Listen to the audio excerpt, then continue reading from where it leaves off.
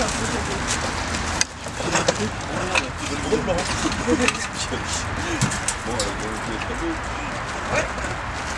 Tu mets un pack dessus, c'est ça?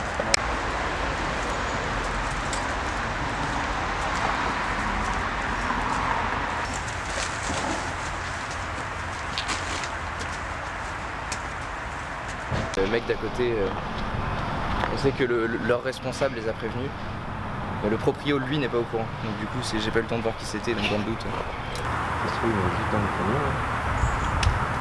Ah, je pense pas.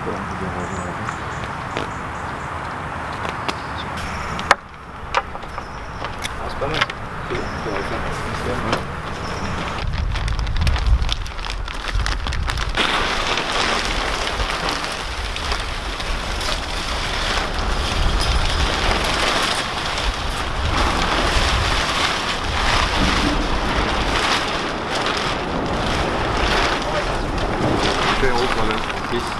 Ouais. Ton fil il revient dessus, et t'es sûr que... Ouais. Ça va le faire.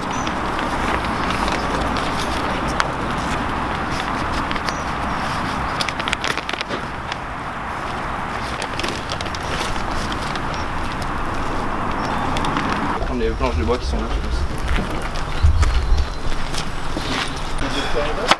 Ouais, c'est ça, je fais de la planche là. Putain, c'est le papier.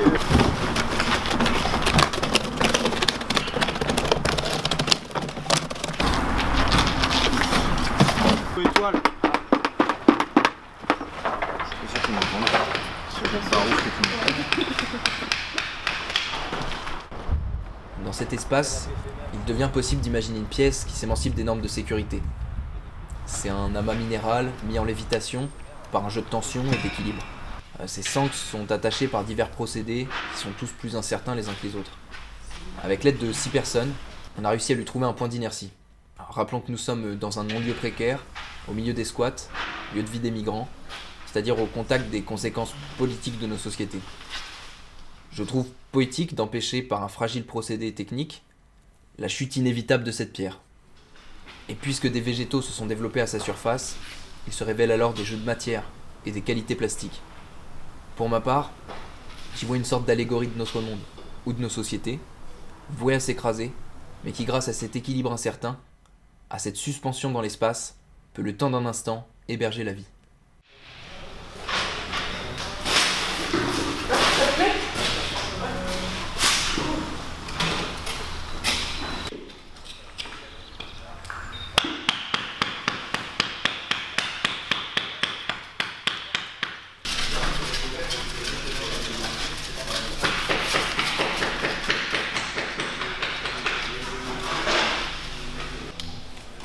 Son geste de nettoyer, je trouve ça beau, justement il parlait de l'absurde. Je trouve dans le concept, nettoyer un endroit crade juste sur quelques mètres carrés pour définir un espace clean, c'est une création d'un espace dans un espace. Alors que c'est pas particulièrement agréable à faire si c'est utile. Et le fait que ce soit inutile, en fait ça te donne de l'enthousiasme. Tu te dis que t'es vraiment en train de faire quelque chose que t'es libre de faire.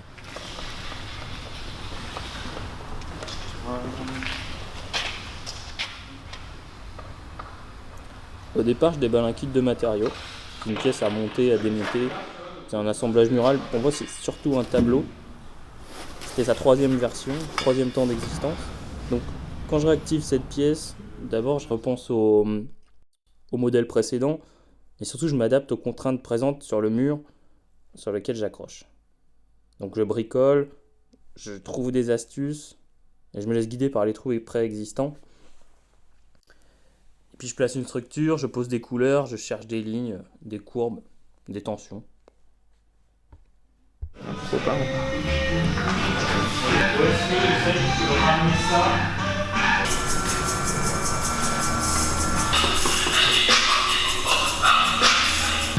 Tiens les deux. Il y a une petite pression juste assez pour qu'il démène celui-là. Nickel. 1, 2, ferme les yeux. Là c'est bon normalement. J'ai préféré m'adapter avec l'espace qui m'était donné et à me poser les questions comment montrer mon dessin d'une autre manière que de l'accrocher simplement sur le mur. Donc j'ai voulu jouer avec cette fosse qui se trouvait dans le garage.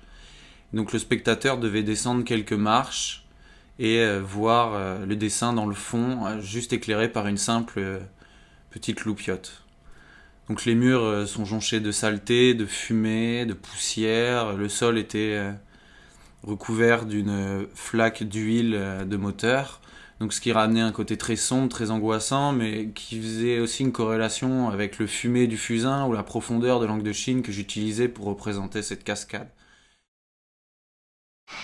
Est-ce que j'ai quoi? La peinture grise. Je pense. Lorsqu'on m'a invité à travailler sur le projet collectif Juste là autre chose, j'ai eu envie de participer avec des amis et d'effectuer un travail à plusieurs mains, à partir de pratiques différentes mais liées dans leur processus créatif habituel. Processus habituel parce que c'est vrai que toutes les trois on peut avoir ce plaisir de chercher et de fouiller et de cueillir ou récolter des fragments d'objets usés. Ici, on s'est promené sur la presqu'île.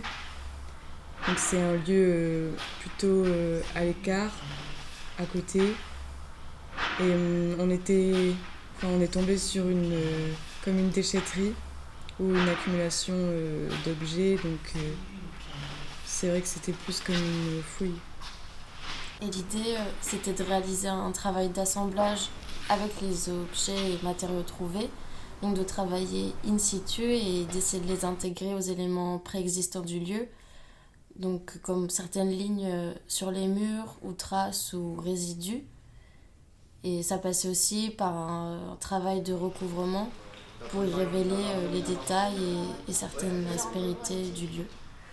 D'ailleurs, on s'est réparti des espaces par rapport à nos affects, tout en trouvant chacune sa place dans un espace commun, en créant des cohérences, des échos de nos gestes, de notre construction et de nos couleurs.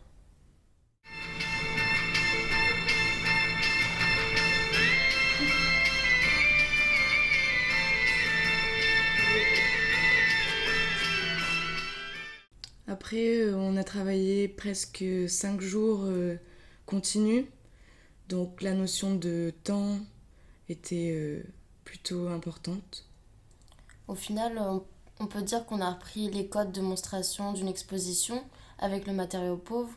Donc par exemple, un morceau de mousse pouvait devenir un socle, ou un sommier, un mur. Donc il y avait cette idée d'esthétisation du matériau pauvre et du déchet qui pouvait devenir un objet de contemplation.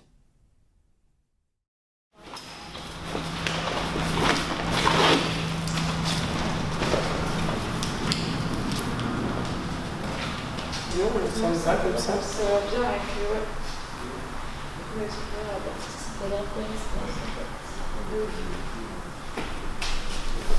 Voilà, il y aura un petit truc.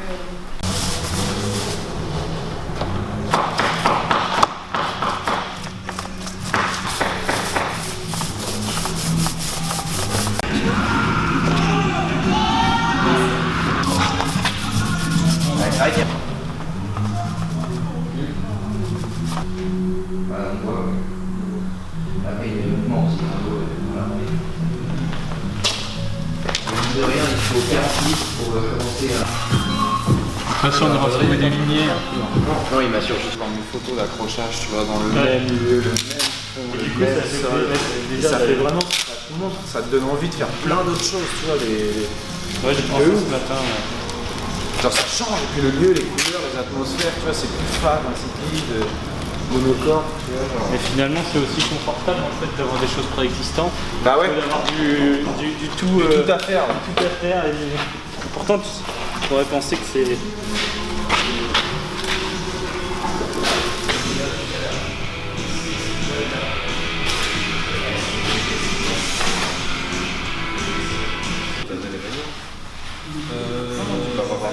Peut-être un peu protesté. Ouais. C'était pas mal.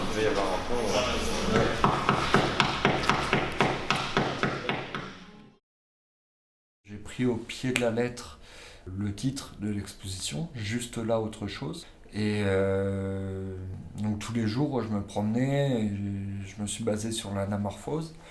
Donc ces morceaux de bois que je voyais traîner, quoi. Et ces morceaux de bois, ils ressemblaient soit à une jambe, soit à un corps en putréfaction, soit à des choses en latence, mais des choses très en rapport à l'humain.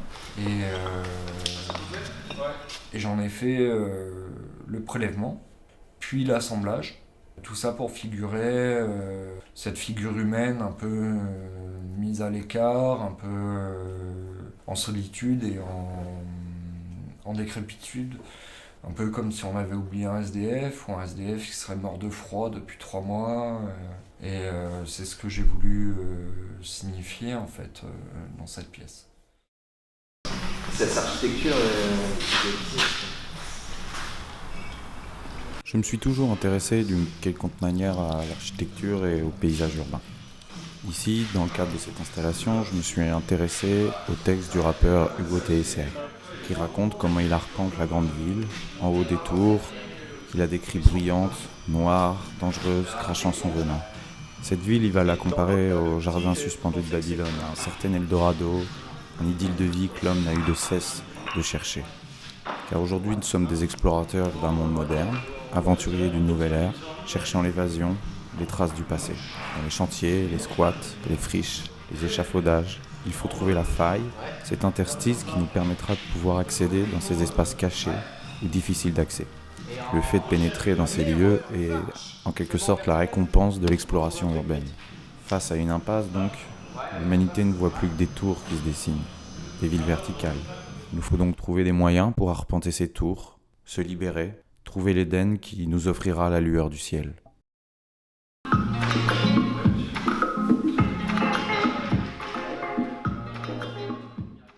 Ces 2 pièces sont issues de 2 voyages respectifs, l'un au Népal, l'autre au Sri Lanka. Nous avons voulu recréer pour l'exposition un espèce d'assemblage de 2 récits de voyage complètement différents, qui est aussi joué sur ces idées de volume, de forme, de couleur. J'y ai amené la mousse pour recréer un certain vallonnement avec cette céramique, qui fait écho avec les montagnes dans le fond de cette cabane. Et puis il y avait aussi ce rapport certain avec l'architecture au travers de nos 2 projets. Pour ma part, c'est une photo argentique qui a été prise à Annapurna. Alors, il y a beaucoup de chantiers qui parsèment ces routes, qui sont inachevés par manque de moyens humains ou matériels. Et par leur qualité plastique, ils s'apparentent à des installations artistiques délaissées. Une sorte de jeu formel, de coexistence de matière. Parce qu'on y trouve de la tension et de l'équilibre, de la stabilité et de la souplesse, comme une trace fantomatique d'une activité humaine perdue dans l'immensité de la nature. Moi je l'aurais juste mis dans un endroit où il n'y avait pas de volume. Parce que là du coup il y a tous les trucs trop intéressants du mouvement. C'est vrai. Tu veux qu'on le mette là-bas? T'as bien élagué? Non. Ouais, c'est super bien élagué.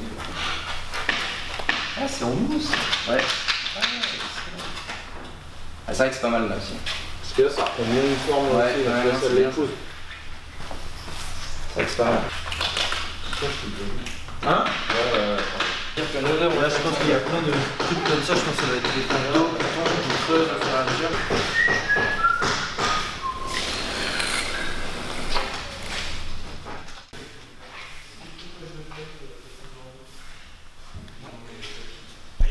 J'ai enlevé tout ce qui était traces humaines. Les constructions, les routes. J'ai même fait en sorte qu'il y ait des endroits où on puisse éventuellement reconnaître des arbres dupliqués en changeant des tailles et autres, mais ça se voit pas trop, c'est un peu dommage. C'est peut-être ça ce qui va encore pas dans cette image, quoi. C'est qu'elle est pas assez artificialisée, ça ressemble presque trop à un paradis perdu, quoi. Pour l'expo, là, c'était de tenter le coup de la fenêtre, de cette idée du point de vue du paysage, où la fenêtre le définit, ce qui est le seul sans doute le seul vrai moment où le paysage existe en fait. Quand il est vu à partir d'une fenêtre, à travers un cadre qui est bien précisé, il y avait ce petit vent qui nous venait dans l'œil en plus, qui ajoutait au réalisme de la chose, ou à l'artificiel.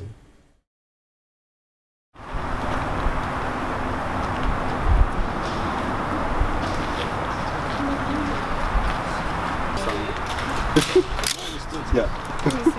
This can play music. Yes, it can. Yes, if I turn in the good direction at the good speed, it play the record.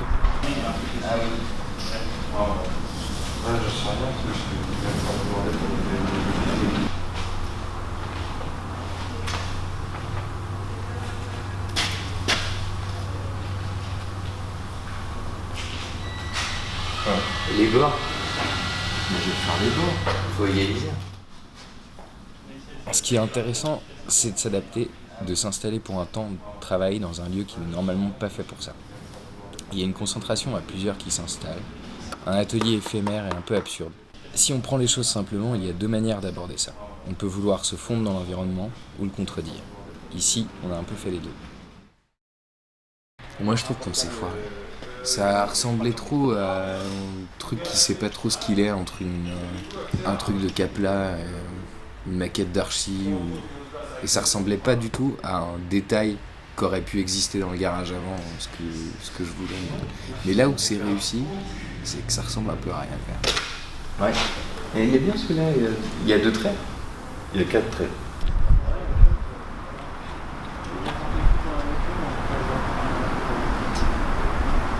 On peut, ouais. Bah non, il est à l'envers des deux côtés. Mais attends. Si il tourne, le disque il tourne à l'envers. Enfin, je peux le faire tourner dans les deux sens, mais je le fais tourner à l'envers. Ça, c'est ça.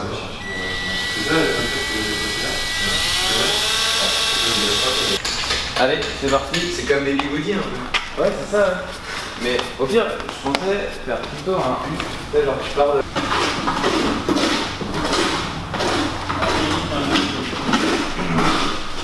On va pas refaire ça plus régulier quoi.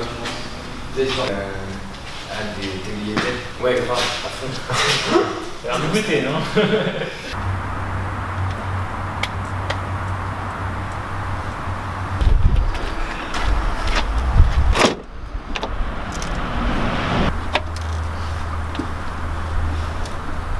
Ah, je vais y tourner quoi. Juste que tu la changes. Oui. Ouais, avec les têtes. Et c'est bon, c'est ça? Ah bah.